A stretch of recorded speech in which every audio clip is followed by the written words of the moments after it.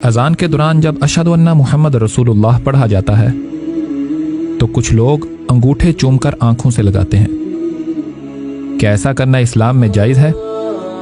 नबी करीम सल्लल्लाहु अलैहि वसल्लम से सबसे ज़्यादा मोहब्बत की तो वो बिलाशुबा आपके यारेगार और खलील सैयदना अबू बकर सिद्दीक ने की।